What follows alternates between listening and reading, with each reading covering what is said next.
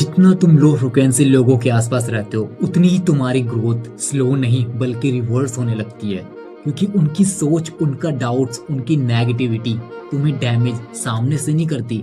वो तुम्हारी एनर्जी, तुम्हारी क्लैरिटी, तुम्हारे कम्युनिकेशन, तुम्हारे कॉन्फिडेंस को अंदर ही अंदर कमजोर करती है। तुम सोचते हो तुम स्टक हो, नहीं, सच तो ये है कि तुम नहीं, तुम्हारा इन्वायरमेंट तुम्हारी वाइब्रेशंस को नीचे की ओर खींच रहा है।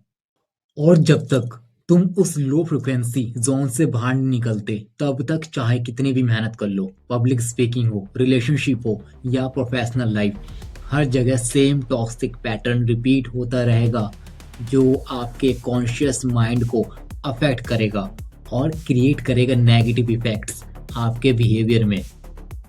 आज मैं तुम्हें वो सिस्टम बताऊंगा जो माइंडसेट, कम्युनिकेशन और इमोशनल इंटेलिजेंस को एक हाई फ्रिक्वेंसी पर शिफ्ट करके अलाइन कर देगा।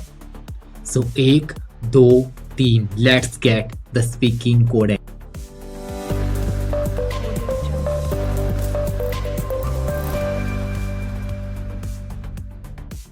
अब सवाल ये आता है कि लो फ्रिक्वेंसी के लोगों को पहचाना कैसे जाए। सबसे पहली चीज समझ लो, ये लोग डायरेक्टली अपनी नेगेटिव एनर्जी से पहचाने जाते हैं, वर्ड्स से नहीं। क्यों? क्योंकि उनकी सोच हमेशा डाउट्स बेस्ड ही होती है। वो तुम्हारे कॉन्फिडेंस को डायरेक्टली हिट नहीं करेंगे, लेकिन छोटे छोटे कमेंट्स या कोई सरकास्टिक लाइंस ऐसे बोलेंगे जिससे कि आपको खुद पर डाउट होगा। आपको ऐसा फील होगा, चल छोड़ यार, बाद में देखते हैं, बाद में करेंगे, ऐसा नहीं वैसा करेंगे। तो ये लो फ्रिक्वेंसी लोगों के कुछ सिम्टम्स होते हैं जिसको आप पहचान सकते हो कि यस, ये रेड फ्लैग पर्सन है। अब चाहे वो पर्सनल लाइफ में हो, चाहे वो प्रोफेशनल लाइफ में हो, तुम्हारे इमोशंस को कंट्रोल करने की कोशिश करते हैं। ये लोग तुम्हारी लाइफ में क्लैरिटी नहीं, मेंटल डिस्टर्बेंस क्रिएट करते हैं। कभी गिल्ट फील कराएंगे, कभी डिपेंडेंसी क्रिएट करेंगे। उनकी प्रेजेंस में तुम अपने आप को अपने जैसा फील ही नहीं करते, राइट? बल्कि लो फ्रिक्वेंसी लोगों के साथ खुद को भी स्मॉल वर्जन फील करते हो। अगर कोई भी इंसान तुम्हारी क्लैरिटी, कॉन्फिडेंस या कम्युनिकेशन को डिस्टर्ब कर रहा है या करता है, तो समझ लो वो इंसान हाई वाइब्रेशंस कैटेगरी में नहीं आता। अब चाहे वो पर्सनल लाइफ में हो, चाहे वो प्रोफेशनल लाइफ में हो, वो इंसान हाई वाइब्रेशन कैटेगरी में नहीं आता। आप इसको कुछ रियल लाइफ एग्जांपल से कंपेयर करके देख सकते हो। आप कंपनी में काम करते हो, राइट? आपकी कंपनी में कुछ लोग ऐसे होते हैं आपकी टीम के अंदर जिनसे आपको बात करने में वो वाइब ही नहीं आती। आप ऑफिस में एंटर करते हो, अगर वो आपको सामने दिख जाते हैं, आप सोचते हो अरे यार पूरा दिन ही खराब जाएगा। ये जैसी आपने लाइन बोली, इस वर्ड्स का इफेक्ट आपके कॉन्शियस ब्रेन को जाता है और वही इफेक्ट क्रिएट करता है आपके बिहेवियर में, राइट? आपकी टीम में। तो उनके वर्ड्स नहीं, उनकी फ्रिक्वेंसी आपके वाइब्रेशंस को खराब करती है, नेगेटिव फील कराती है, जिससे कि वर्क कल्चर हमारा खराब होता है।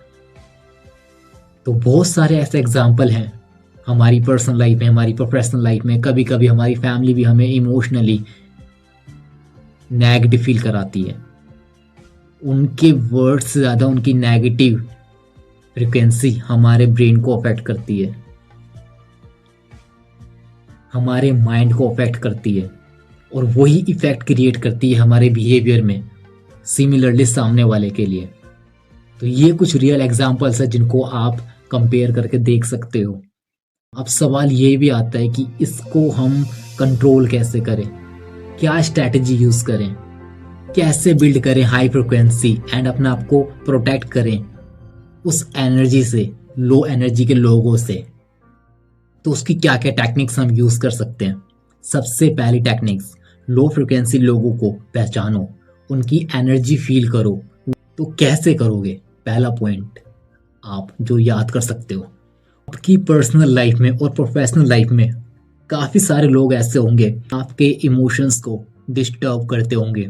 तो उनसे आपको फिजिकल डिस्टेंस रखना है, ना कि फिजिकल डिस्टेंस रखना है।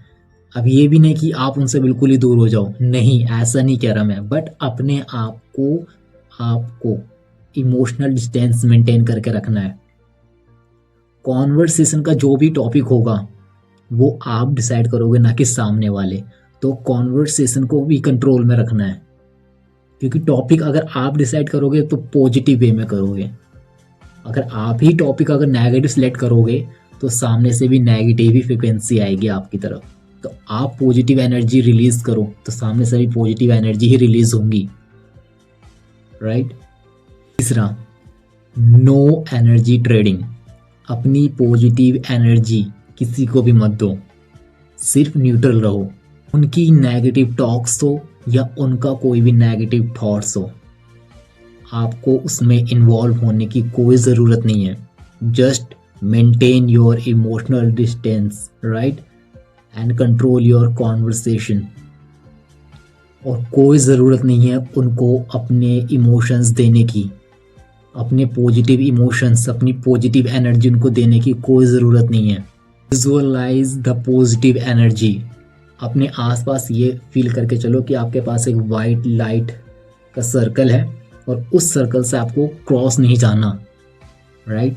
तो करना क्या है, imagine a white line around you and nobody can touch that line.